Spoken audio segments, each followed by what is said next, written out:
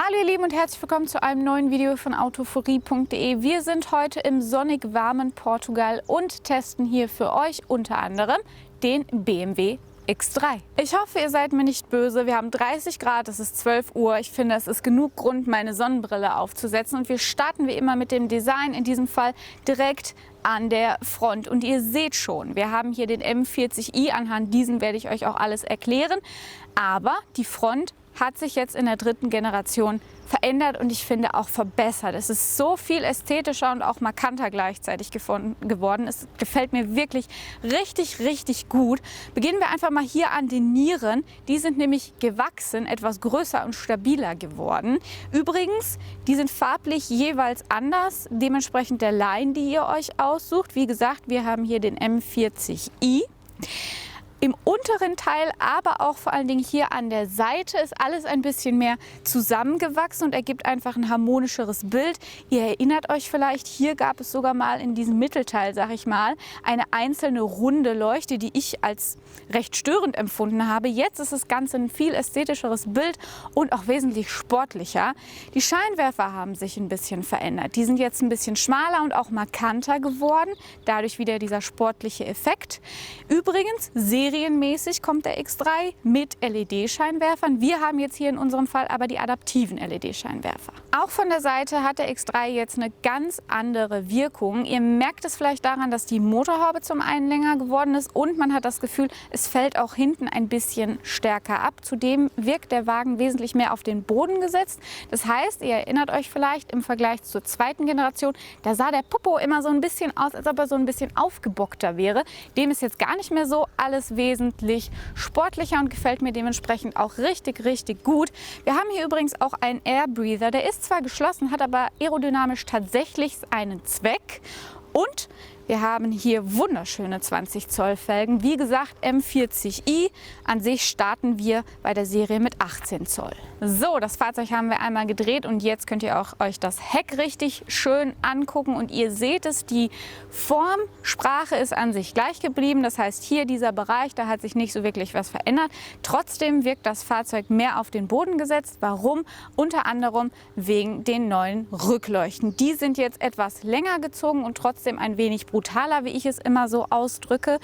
Serienmäßig haben wir übrigens jetzt LED-Rückleuchten, wobei wir nochmal so eine Special-Version jetzt hier verbaut haben. Was hat sich sonst noch verändert? Hier im unteren Bereich, da hat sich einiges getan. Hier beim M40i haben wir auch eine Sportabgasanlage. Die sieht natürlich sehr, sehr schmuck aus.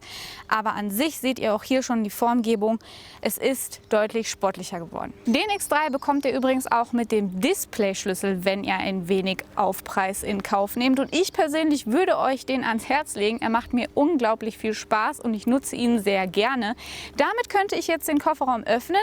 Ich könnte auch die serienmäßige elektrische Heckklappe einfach mit der Hand betätigen oder aber den optionalen Fußkick nutzen, um den Kofferraum zu öffnen. Dahinter verbirgt sich dann ein Kofferraumvolumen von 550 Litern in diesem Zustand. Ihr könnt aber auch alles umklappen und dann erreicht ihr ein Kofferraumvolumen von 1600 Litern. Und was dabei ist, was ich bei BMW wirklich liebe, hier unten drunter könnt ihr dann die Abdeckung verstecken.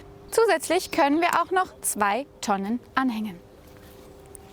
Der Basispreis des BMW X3 liegt bei 44.000 €. Dafür gibt es dann einen, sagen wir mal, kleinen, aber doch ganz ordentlichen Vierzylinder. Darüber gibt es dann nochmal einen größeren Vierzylinder. Es gibt auch noch einen Vierzylinder Diesel sowie einen Sechszylinder Diesel. Und unser Prachtstück hier, den X3 M40i für 66.300 €.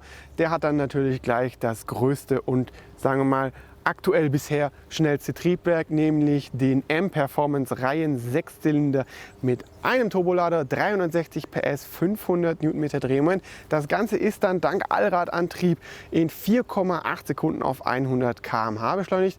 Er wird natürlich dann wieder bei 250 km/h eingebremst, hat aber auch den Vorteil, dass der Allradantrieb hier drin nochmal etwas heckbetonter ausgelegt ist.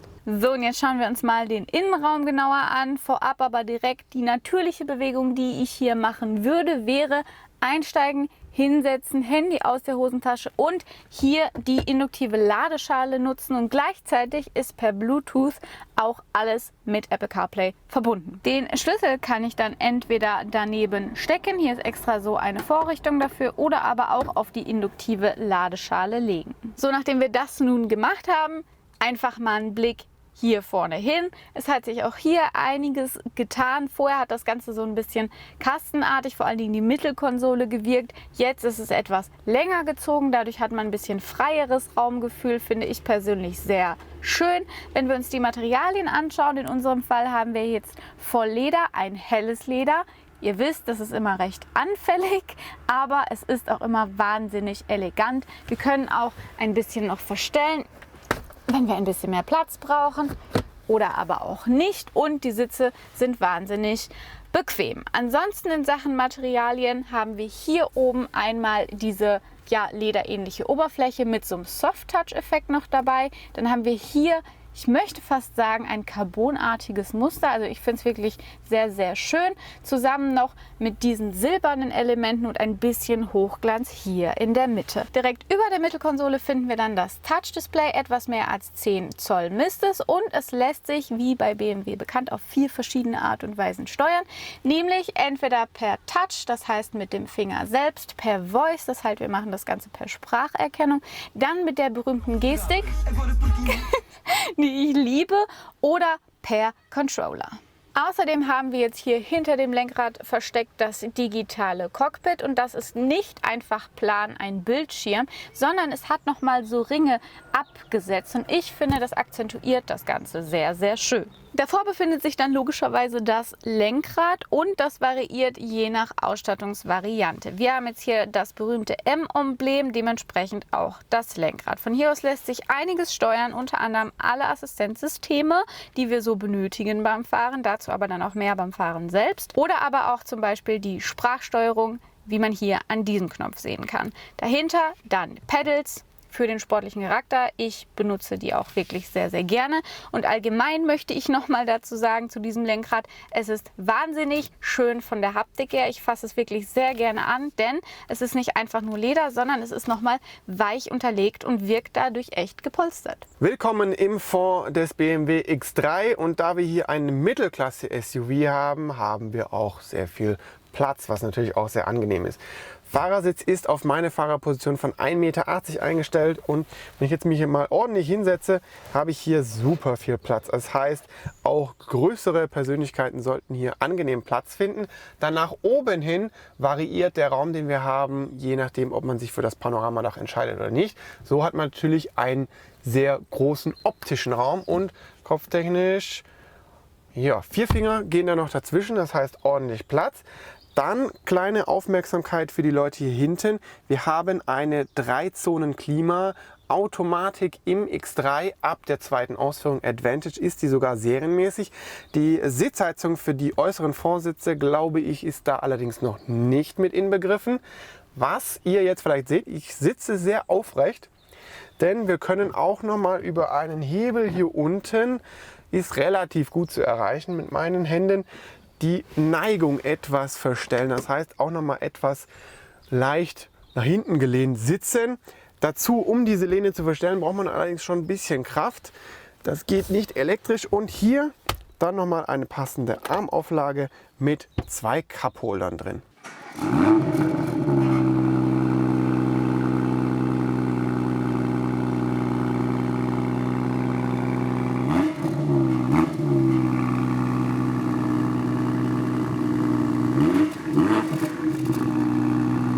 Bevor wir jetzt fahren, fahren wir mal aus einem kleinen Waldstück raus. Das bringt mich auf einen Punkt, da möchte ich auch beim M40i mal kurz hinaus, denn auch der M40i hat dieselbe Bodenfreiheit von 204 mm wie jeder normale X3 und auch die Warttiefe von 50 cm.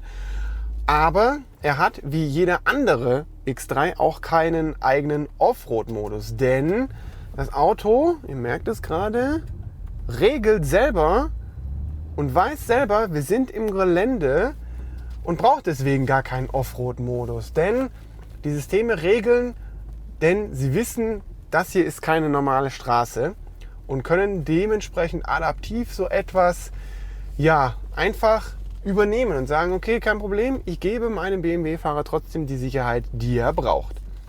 Und das Ganze kann ich dann hier auch im X-Drive-Status nochmal etwas überwachen.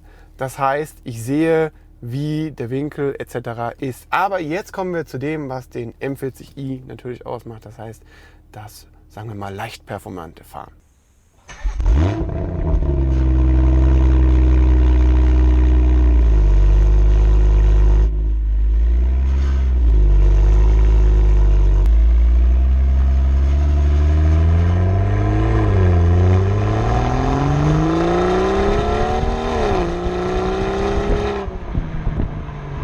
Dafür gibt es hier auch einen Sportstatusüberblick.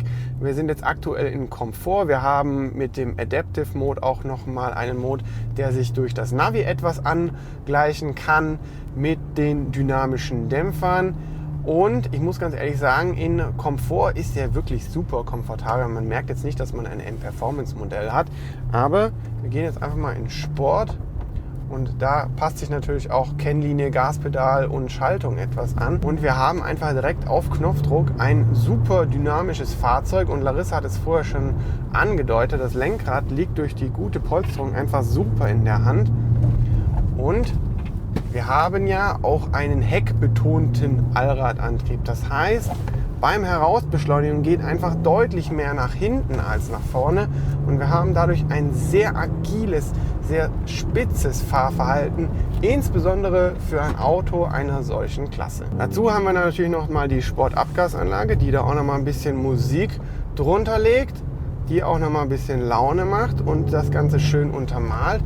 Aber was mich wirklich beeindruckt, ist einfach die Performance, die das Fahrzeug hier an den Tag legt. Also eigentlich theoretisch gesehen hoher Schwerpunkt, aber sehr gute Gewichtsbalance von 50 zu 50, was natürlich auch für den Offroad-Charakter wichtig ist, aber uns natürlich auch in einem M-Performance-Modell extrem viel Spaß bereiten kann. Dieses Dröhnen, was ihr jetzt hört, insbesondere natürlich auch im unteren Drehzahlbereich, kann man über EcoPro beispielsweise oder auch Komfort leise stellen. Das heißt, der M40i als M-Performance-Modell ist wirklich eine gute Spreizung zwischen einem sehr komfortablen SAV, wie es ja bei BMW heißt, und eben auch diesem sehr sportlichen, eben aber noch nicht ganz sportlichen, denn eventuell kommt da ja noch etwas, das nur den Buchstaben M trägt. Und da ist ja eine sehr schöne Schnittstelle zwischen diesen beiden Modellen. Also ihr merkt es jetzt auch, Vollgas, man hört natürlich den reinen Sechszylinder sehr schön, aber man hört die Abgasanlage nicht mehr so. Jetzt wie gesagt auf Sport und es wird natürlich direkt runtergeschaltet, aber es wird auch etwas lauter von vorne als auch von hinten, denn wir haben dieses kernige Geploppe am Auspuff. Was wir in unserem Modell jetzt natürlich auch haben und was ich euch auch unbedingt zeigen möchte, ist Driving Assistant Plus. Das sind im Prinzip zusammengefasst alle elektronischen Helfer, die man sich für den X3 so bestellen kann. Das heißt, da ist ein Stauassistent dabei, da ist ein Lane Assist mit dabei und ich versuche es euch jetzt mal hier, obwohl wir nicht so super Streifen auf dem Boden haben, etwas näher zu bringen. Und natürlich auch eine Art Lenkkorrektur. Das heißt, wenn der Fahrer nicht rechtzeitig reagiert, dann wird das Ganze dann korrigiert. Dabei kann man das im iDrive auch nochmal etwas verfeinern und einstellen, ob das spät oder auch sehr früh eingreifen soll. Was wir im X3 übrigens auch haben, was ich sehr schön finde, ist ein sehr klares Head-Up-Display, das uns auch die Informationen etwa von der Navigation sehr schön darstellt. Kommen wir aber zu den Fahrassistenten. Hier haben wir den Lenkassistent, der allerdings natürlich auch die Spuren braucht und dementsprechend dann hier so etwas mitkorrigiert, falls wir nicht ganz die Ideallinie halten. Und dazu hier drunter auch nochmal für den Abstand der richtige Punkt. Dabei müssen wir aber den ACC erstmal aktivieren und sagen, wir möchten jetzt den Abstand halten. Und wir haben auch jemand vor uns. Und jetzt ist die Cruise Control aktiviert. 90 können wir fahren. Fahren wir ein bisschen schneller. Stellen wir mal auf 90 ein. Der vor uns bremst. X3 bremst natürlich auch mit. Jetzt können wir den Abstand noch mal ein bisschen regulieren. Er hält den übrigens auch, wie ihr seht, in der Kurve. Denn die Radarsensoren sind inzwischen so weit, dass sie auch so ein bisschen ein breiteres Spektrum abdecken können. Und wir sehen, also ich fahre jetzt aktuell nicht, er bremst alles selber. Und jetzt verstellen wir mal den Abstand auf etwas mehr bzw. etwas näher. Da gibt er auch leicht Gas. Er bremst für uns, der X3 bremst noch nicht, um eben den Abstand zu verringern. Und jetzt machen wir den Abstand wieder groß und dann lässt er ihn einfach davonziehen.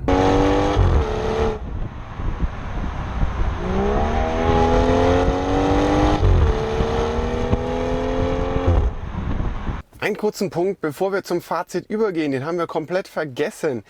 Die Frontscheibe des X3 ist nämlich serienmäßig ein Akustikglas und optional kann man die beiden hier vorne auch als Akustikglas bestellen. Und ich glaube, im Fahreindruck hat man schon gemerkt, die Kabine ist, wenn man den verstärkten Motorsound in Sport mal rausnimmt, sehr viel gedämmter und sehr viel ruhiger im Vergleich zum Vorgänger. Kommen wir zum Fazit des neuen BMW X3. Ja, wir konnten euch jetzt nur den M40i vorstellen und vielleicht nicht die eher gut verkauften kleineren Vierzylinder oder kleinen Vierzylinder Diesel. Aber ganz ehrlich, schaut euch den unbedingt an. Der macht richtig Laune, der lässt sehr schnell vergessen, dass man sich hier in einem SUV oder auch, wie BMW es nennt, SAV bewegt, dass er auch von außen so aussieht. Aber auf der anderen Seite haben wir trotzdem die gleichen Offroad-Eigenschaften wie in jedem anderen BMW X3. Das war es auch schon mit unserem Video zum BMW X3. Wir hoffen sehr, es hat euch gefallen. Und jetzt ist natürlich die Frage, wie gefällt euch dieses Fahrzeug? Sagt ihr, die dritte Generation ist jetzt das Fahrzeug, was ihr gerne hättet? Oder spricht euch doch eher die zweite Generation, also die alte Generation an? Schreibt das gerne mal unten in die Kommentare und wir mischen wie immer mit. Es folgt der obligatorische Werbeslogan zum Schluss. Ich freue mich immer schon richtig drauf. Falls euch dieses Video gefallen hat, dann gebt dem Ganzen doch einen Daumen hoch. Darüber würden wir uns sehr, sehr freuen. Falls ihr uns noch nicht abonniert habt, dann tut das doch direkt, aktiviert die kleine Glocke und dann sehen wir uns auch garantiert im nächsten Video wieder. Bis dahin, ciao!